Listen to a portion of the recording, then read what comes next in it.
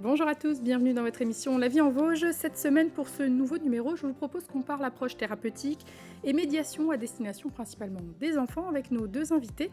Delphine Remy est artiste plasticienne. Elle met depuis de nombreuses années ses compétences au service de différents publics. À travers des ateliers, elle propose à la fois de l'art-thérapie mais aussi de la médiation artistique. À ses côtés, Laetitia Serna est sophrologue pour enfants, une activité découverte suite à la naissance de son deuxième fils. Focus sur ses pratiques pendant 26 minutes. Bonjour mesdames. Bonjour. Merci d'être avec nous en plateau. Alors Laetitia, je le disais il y a quelques instants, la sophrologie, c'est quelque chose que vous apprenez à découvrir en même temps que la naissance de votre deuxième enfant.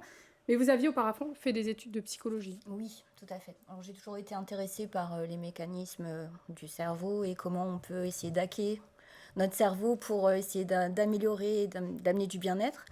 Et avec mon fils, je me suis retrouvée, donc le deuxième, à avoir un enfant totalement différent du premier, très angoissé. Et du coup, c'est un parcours parental qui fait qu'on a essayé de trouver des solutions pour lui apporter un mieux-être. Qu'est-ce que la sophrologie lui a apporté? Qu'est-ce qu'elle a apporté à votre famille? Alors pour lui, déjà, ça lui a apporté, il était très tendu musculairement, donc déjà, premièrement, il y a une détente qui a été mise en place par les exercices de sophrologie, donc avec un entraînement régulier, hein, Bien c'est sûr. vraiment très régulier, qui ont été incorporés dans notre rituel. Et puis, ça lui a permis de verbaliser certaines émotions donc, dont il n'avait pas forcément conscience, ou en tout cas qu'il avait des ressentis corporels qui l'empêchaient de dormir, et du coup, il pouvait les verbaliser. Et en les verbalisant, ben, il arrive à s'en détacher, un certain lâcher-prise. Vous aviez essayé d'autres choses à côté, d'autres types de Oui, médiation? oui, tout à fait. Donc il avait un suivi médical et il avait aussi psychothérapie, musicothérapie, art-thérapie, comme ma collègue à côté. Enfin voilà, pas mal de choses. Et puis finalement, c'est la sophrologie qui était dans notre rituel avec le conte, l'histoire, et qui a fait son chemin en fait toute seule. Et suite à une reconversion, ben voilà. Vous en êtes arrivé à être J'en suis arrivée sophrologue là, oui, aussi. oui. Delphine, donc vous pratiquez l'art-thérapie, Laetitia vient de dire. En Oui. quoi ça consiste l'art-thérapie? Alors l'art-thérapie, c'est une méthode de soins qui utilise les compétences créatrices des personnes en souffrance à des fins thérapeutiques. Donc voilà, donc on va leur proposer un autre moyen que la parole pour s'exprimer, parce que parfois les mots sont difficiles à trouver. Du coup, moi je suis art thérapeute, donc art plasticienne, donc je vais proposer tout ce qui est art plastique. Donc à travers les arts plastiques, ça permet un champ d'expression plus vaste. Plus vaste, bien sûr. Alors, vous avez fait le choix toutes les deux de cibler principalement les enfants, donc, voilà, les personnes qui viennent vous voir. Pourquoi? Alors, Laetitia, on le comprend parce que vous êtes finalement arrivée à la sophrologie avec votre fils. Derrière, vous avez toujours voulu rester ensuite sur cette cible qui était l'enfant. Alors c'est sûr que quand on se met en libéral, c'est pas évident et on nous dit qu'il faut peut-être ratisser large. J'ai pris le contre-pied, on va dire, parce que pour moi, les enfants, c'est à la base en fait. Le but, c'est d'arriver à leur apporter, à gérer leurs émotions et dès qu'on commence au départ, ça va permettre à l'enfant de s'épanouir et à vraiment essayer de favoriser ses potentiels. Donc voilà, L'enfant. l'enfant. Delphine, vous? Alors moi, je suis tombée dans l'animation il y a maintenant 30 ans et j'ai une certaine expérience des enfants, des tout petits, puisque j'interviens en crèche en tant que plasticienne. Et en fait, moi, je me suis rendu compte à travers mes interventions que les enfants se confiaient plus facilement. Et puis, il se passait des choses tout en manipulant l'argile, la peinture, enfin tout ça. Moi, j'avais vraiment envie de développer tout ça. C'est pour ça que je me suis tournée vers l'art-thérapie. Voilà, parce que... En fait, c'est quelque chose que finalement vous étiez déjà à l'aise dans ce domaine. C'est ça, c'est Vous ça. avez Et ajouté, puis avec l'envie d'aller plus loin, parce que les enfants se confiaient, mais quoi faire avec ce qu'ils me disaient? Donc, d'où cette formation en art-thérapie. Voilà. une formation donc d'art thérapeute. Oui. On peut se former à Oui, être art oui, thérapeute. je suis partie en formation 1 an, donc ça a été une formation intense. Qui m'a chamboulée, hein, on va dire ce qui est. Ça a remis en cause pas mal de choses aussi par rapport à ce que je faisais avec les enfants. Et donc j'ai fait des stages. J'ai fait des stages en IME, dans des maisons, dans des masses avec des personnes polyhandicapées. Donc c'était tout nouveau pour moi. J'ai découvert l'autisme, voilà, et ça m'a apporté beaucoup aussi pour la suite de mes ateliers avec les enfants. La sophrologie, on se forme aussi à la sophrologie, Tout à Laetitia? fait. Oui, on se forme à la sophrologie. Il y a plusieurs écoles. Moi, j'ai choisi celle de Madame Aliota parce que c'est le premier institut qui a été inscrit au registre des métiers. Du coup, ça me paraissait... voilà, j'avais besoin d'un socle, j'avais besoin de base. La sophrologie, ça respecte quand même un protocole bien précis. Donc du coup, moi, j'avais cette envie-là, mais je voulais aussi avoir une base et savoir où j'allais. Et proposer quelque chose de vraiment concret. Alors on parle d'enfants qui ont des difficultés, mais aussi d'enfants qui ont peut-être tout simplement besoin de s'exprimer, un trop-plein d'émotions qu'ils n'arrivent pas à gérer, que ce soit en art-thérapie ou en sophrologie, Delphine? Oui, ben, j'ai beaucoup de demandes, hein, moi, des parents qui me disent oh, ben, on va vous amener, je vais vous amener mon fils ou ma fille parce qu'ils ont du mal à gérer les émotions. Oui, ça arrive souvent, mais ça peut être aussi toute autre souffrance, hein. Moi, j'ai un enfant angoissé aussi. Les parents me l'ont amené parce qu'il est angoissé. Je dis je vais recevoir une petite fille qui n'arrive pas à gérer ses émotions, mais ça peut être tout simplement, oui, une envie, un besoin de s'exprimer, voilà aussi. Oui. En sophrologie, c'est pareil, En sophrologie, alors il y a forcément des problématiques liées aux émotions, le stress, les angoisses, les peurs, des phobies, mais ça peut être aussi la préparation à un événement précis. Ça peut être pour des pièces de théâtre, ça peut Les être pour examens. l'examen, permis de conduire. Non, c'est assez vaste, hein, la sophrologie offre un panel assez vaste. Oui, puis ça peut être aussi tout simplement un besoin de créativité et de développer l'imaginaire. Moi, j'interviens aussi dans des institutions où on me demande, on voudrait que les enfants puissent s'ouvrir à l'imaginaire, puissent développer leur créativité et puis ben, s'éclater, quoi. Enfin, voilà. Tout simplement. Autrement. Ça vient en complément. Ça peut aussi venir en complément d'un autre suivi, qu'il soit chez une psychologue ou un psychologue. Ça peut venir Alors en normalement, complément. oui, les séances d'art-thérapie deviennent en complément d'un suivi psychologique. Pardon. Pour la sophrologie, c'est pareil, ça peut venir en complément. Tout à fait. En fait, c'est quand même des thérapies qui sont complémentaires. Ça peut aider dans le suivi d'un traitement à mieux le tolérer, parce qu'on sait que quand on se sent mieux mentalement, on supporte mieux les traitements. Ça vient en soutien psychologique aussi par rapport aux psychologues ou aux pédopsies. Donc oui, c'est tout à fait complémentaire et au contraire, on invite les médecins aussi à nous faire confiance. Oui, bien sûr. On rappellera tout à l'heure, on en parlera tout à l'heure que c'est des pratiques non médicales. Tout à fait. Et on reviendra sur les conséquences du fait que ce soit non médical. On va parler des bienfaits de vos activités respectives dans quelques instants. Mais juste avant, je vous propose qu'on regarde un reportage. On parle de médiation animale cette fois-ci. Et le reportage est signé Marie-Danielle Rogovitz et Hélène Leplat. Ils ont des allures de grosses peluches, 3 samoyèdes et un croisé border collie. Et ce matin-là, pour eux, c'est toilettage. Ça n'a l'air de rien, mais pour les 45 minutes qui vont suivre, Nala, Nounours, Pepsi et Roquette deviennent des thérapeutes à 4 pattes, ou pour le moins les collègues d'Élise, leur maîtresse.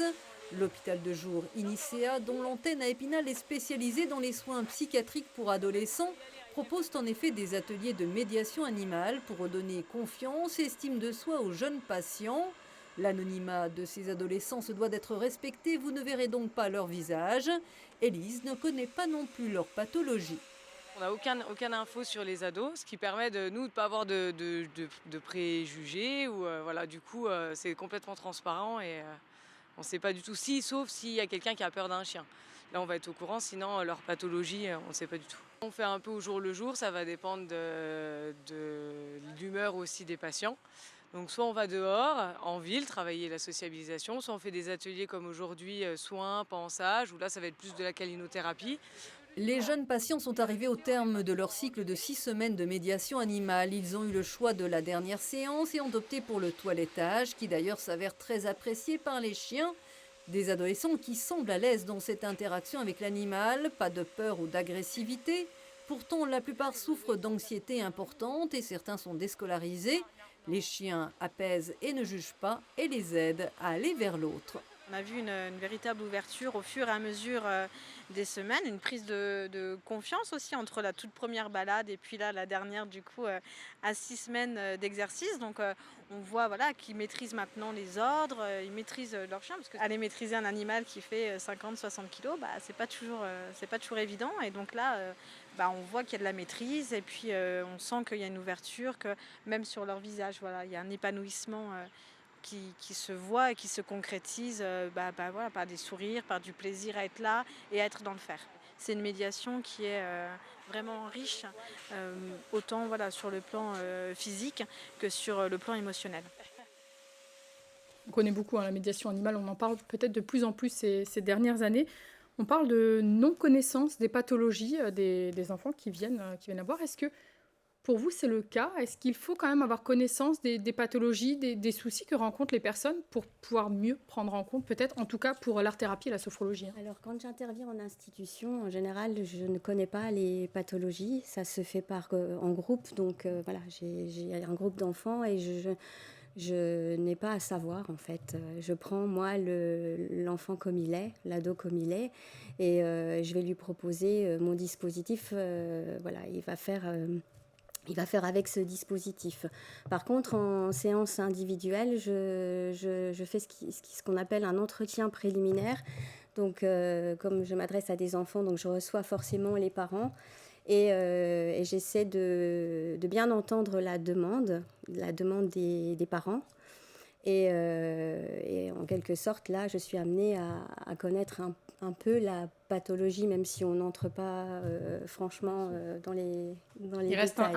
une sorte Voilà. de secret aussi, et puis Oui. voilà, ça reste une intimité Oui, en oui, quelque voilà. sorte que tout le monde n'a pas envie de voler. En sophrologie, c'est un petit peu le même C'est cas. exactement la même chose, c'est-à-dire donc en atelier collectif, pas du tout. Pas Par du tout, contre, bien comme sûr. c'est de la découverte plus de la sophrologie, en séance individuelle, effectivement, la première séance en sophrologie, ça s'appelle une anamnèse, c'est-à-dire qu'on va poser un questionnaire qui va être vraiment, on va essayer de balayer tous les centres d'intérêt de la personne, mais aussi si elle a un suivi psychologique, comment elle dort, quelle est son alimentation, si elle est suivie par un médecin. Donc ça va nous permettre aussi de définir l'objectif, parce que les parents viennent avec un objectif, une problématique de leur enfant, et il arrive fréquemment qu'en fait on modifie un petit peu l'objectif parce qu'on a rencontré d'autres problèmes, et en fait sur une échelle ils vont pouvoir doser le curseur et se dire bon bah là ça me pose problème, là moins.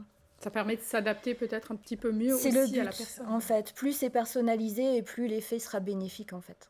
Il existe beaucoup de médiations, donc là c'était de la médiation animale par exemple, mais l'intérêt, voilà, c'est peut-être ça, qu'il en existe plein et que tout ne conviendra pas à chacun, enfin chacun doit s'y retrouver. Vous le disiez tout à l'heure, vous aviez essayé d'autres thérapies pour votre Oui. fils. Chaque médiation apportera peut-être à une personne, pas plus que l'autre, peut-être que vous avez dans votre... Je voilà, pense que c'est en fonction des sensibilités aussi. Après, c'est vrai qu'on n'a pas d'obligation de résultat, hein. On a des obligations de moyens, donc on propose quelque chose et ça peut ne pas fonctionner. Dans ce cas, on peut rediriger l'enfant et ses parents vers un autre professionnel. Oui. qui conviendrait mieux, Oui, en tout cas. oui. D'accord. Comment ça se passe une séance de sophrologie, Laetitia? Alors vous nous disiez que la première séance, c'est une séance en quelque sorte de rencontre, de découverte aussi, peut-être de Alors, mise en confiance aussi. Tout à fait. Ah oui, parce que en fait, il y a une alliance thérapeutique qui doit se faire entre l'accompagné et le sophrologue. Donc, la première séance dure 1h30. Donc, c'est là où on va répondre au questionnaire, on va proposer un objectif aux parents, et puis on va faire une première séance de découverte avec des premiers exercices de relaxation dynamique. Donc, on va essayer d'amener une détente physique. Et puis après, on va avoir une séance, quelques minutes de partage pour essayer de verbaliser les ressentis. Et de là, on va passer à la deuxième phase qui est c'est une induction en fait, où on va amener la personne à essayer de tomber en phase de semi-éveil. Et parce que le mental là est plus perméable aux suggestions positives. Et on va amener en fait par des visualisations. On va vraiment aller chercher les ressources de la personne. Pour lui amener des images positives qui font en fait avoir un impact sur son corps et sur son mental. Et du coup, avec un entraînement à la maison, on peut avoir des résultats assez concrets et assez optimaux. Donc voilà, c'est ça, c'est toujours un cycle. En tout cas, dans Tout à fait. ce type de séance, on cherche un cycle de séance pour pouvoir vraiment voir des effets bénéfiques à moyen terme. Alors, c'est une thérapie brève, c'est entre 8 à 10 séances, mais par contre, c'est vrai qu'on invite à chaque fois nous accompagner à poursuivre l'entraînement. En fait, nous, la sophrologie, c'est une boîte à outils. Donc, en phase curative, on va vider tout ce qui nous encombre pour pouvoir remplir de positif. On ne peut pas remplir si on est déjà plein. Donc, du coup, on est vraiment là-dedans. Et puis, oui, c'est 8 à 10 séances, mais ça nécessite un entraînement et une implication, en fait, Et le but va être de refaire les exercices à la maison. C'est ça, on donne des clés. On donne des clés et après, voilà, c'est la personne. C'est comme si vous allez au sport, vous faites un sport une fois dans le mois, ben, ça ne va pas être aussi probant que si vous faites ça aussi à la maison. Et donc voilà, ça demande quand même une implication en fait, des clients. De votre côté, Delphine, vous partagez... En art-thérapie, c'est pareil. Alors moi, je peux pas donner un nombre de séances parce que moi, je vais arrêter le suivi à un moment où je jugerai qu'il faut l'arrêter. Donc, au niveau des séances, voilà, j'accueille l'enfant, ses parents en séance préliminaire et ensuite, à chaque séance, je vais lui proposer un dispositif différent. Alors, on a vu les photos, les dispositifs, ça peut être des petites choses à manipuler. Hein. Je peux proposer une boîte avec plein de petits éléments dedans, ça peut être de la peinture sur plateau, des jeux de sable. Et en fait, donc l'enfant va jouer avec tout ça et donc le but, c'est qu'il puisse s'exprimer. Alors, je ne vais pas, moi, chercher, je ne vais pas forcément le faire parler. J'attends au contraire qu'il vienne me dire des choses. Et donc, la séance peut durer une demi-heure, comme elle peut durer plus d'une heure. Ça, voilà, ça dépend de ça dépend de l'enfant, s'il est prêt et de sa réaction. Oui. Et c'est des séances qui se font donc uniquement avec les enfants, que ce soit pour la sophrologie ou la présence des parents. Alors, aussi ça dépend. On peut demander aussi aux parents de participer si on estime que l'enfant a besoin ou qu'on se rend compte en fonction de la demande qui a été formulée, on peut se dire finalement peut-être que c'est les parents qui en ont plus besoin qui en ont besoin et du coup on peut proposer une séance même en famille, avec toute la famille, les frères et sœurs aussi. Quelles sont les attentes types ou les demandes que vous pouvez avoir les plus fréquentes? On parlait d'émotions tout à l'heure. On vient avec une idée très précise en tête. Les parents viennent avec une idée très précise en tête de ce qu'ils attendent de vous. Alors oui, ça peut. Ça peut. Parfois on se dit oula, ils attendent beaucoup de nous. C'est ça. Mais oui, ça peut. Comme je disais tout à l'heure, ça c'est beaucoup anxiété, mais beaucoup gestion des émotions. Là, je trouve. C'est ce qui revient majoritairement. Surtout chez les tout petits, c'est ce qui ressort le plus souvent. Oui. Après, ça peut être estime de soi, confiance en soi. Donc voilà, ça peut être assez large finalement. Oui. Et on parlait de relations de confiance tout à l'heure, j'évoquais. Ça, c'est très important. Ça peut mettre plusieurs séances avant qu'on arrive vraiment à établir quelque chose, un lien pour que... j'imagine que ça se passe mieux et qu'il y ait vraiment une transmission qui soit optimum. Oui, tout à fait. En fait, l'alliance thérapeutique nécessite du temps, de l'écoute. On est vraiment dans la bienveillance et dans le non-jugement. Du coup, on ne va pas forcer, comme disait notre art-thérapeute, on ne va pas forcer l'enfant à s'exprimer. En fait, s'il ne le veut pas, pour mes exercices, on est censé les faire les yeux fermés. S'ils ne veulent pas, je ne vais pas les forcer. Du coup, c'est vrai que l'alliance se fait ou des fois ne peut pas se faire. Ça arrive aussi. Mais non, ça met un petit peu de temps, mais en règle générale, ça se passe bien. Moi, je dirais que la rencontre, c'est la base du suivi thérapeutique. S'il n'y a pas de rencontre, ça ne peut pas fonctionner. Et tout tourne autour de la rencontre et du relationnel qu'on va établir avec l'enfant qu'on reçoit. Ce sera déterminant pour la suite. Alors, je le disais tout à l'heure, c'est des prises en charge non médicales. Donc ça a forcément un impact, c'est le coût.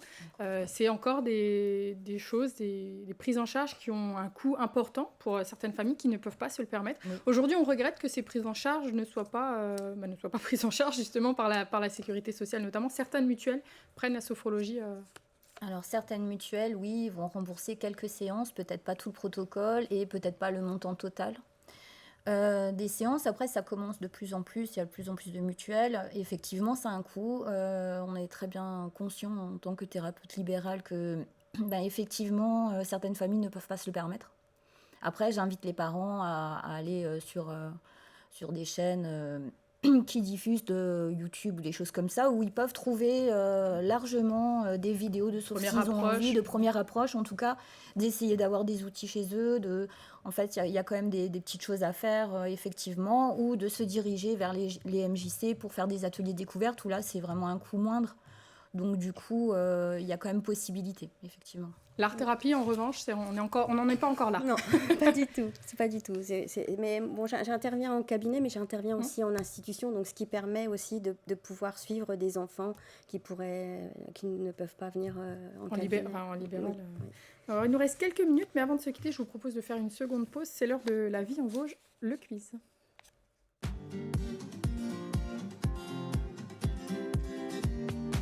Deux questions, comme chaque semaine. Alors, cette semaine, on va parler gourmandise, repas, c'est l'hiver, ça va nous faire du bien. Que signifie le terme tofaï, qui provient du patois des Hauts-de-Vosges? Alors, la tofaï, vous savez ce que c'est? Jusque-là, ça va, je ne vous demande pas la recette, on aurait pu, ça m'est déjà arrivé. Mais cette semaine, ce ne sera pas la recette. Est-ce que le terme tofaï signifie à la vapeur? Est-ce qu'il signifie terroir? Ou est-ce qu'il signifie à l'étouffer? Alors, déjà, comme ça, vous nous diriez. Moi, je dirais à l'étouffer. À l'étouffer, Laetitia? Pareil.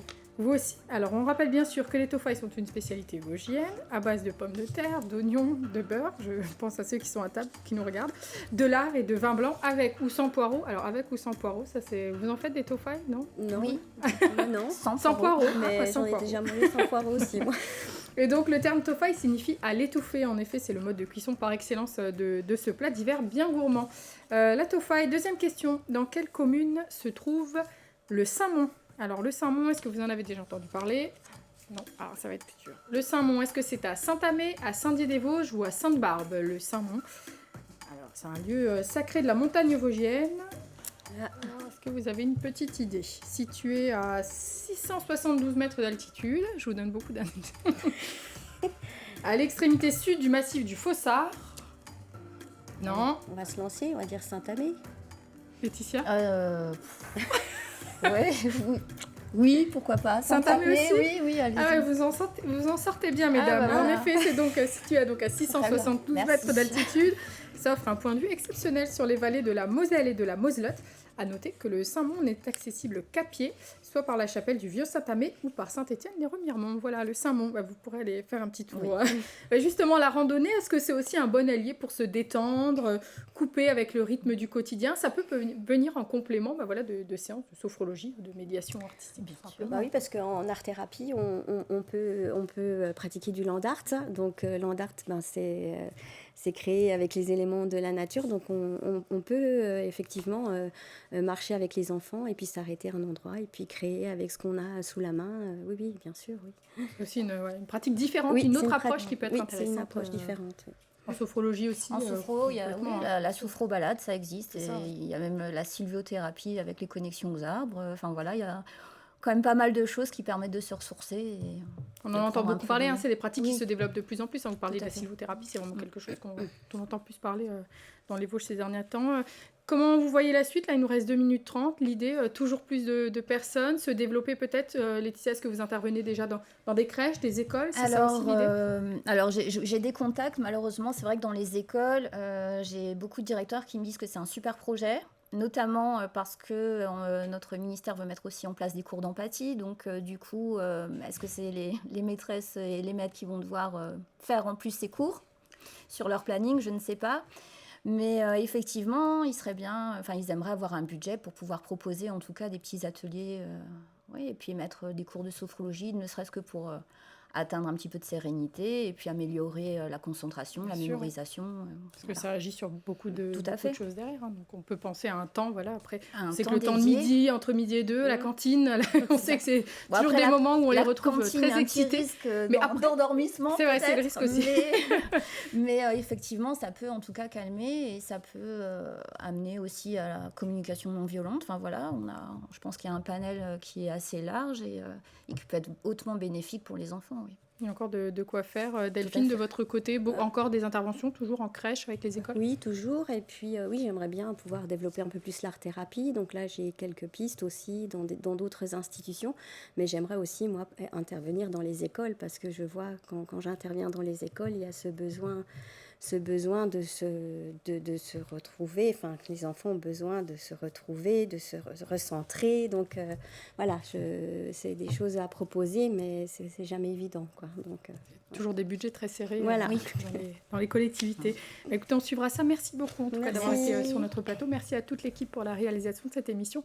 Moi, je vous donne rendez-vous la semaine prochaine et d'ici là, je vous souhaite une très bonne semaine sur Vosges Télé. À bientôt.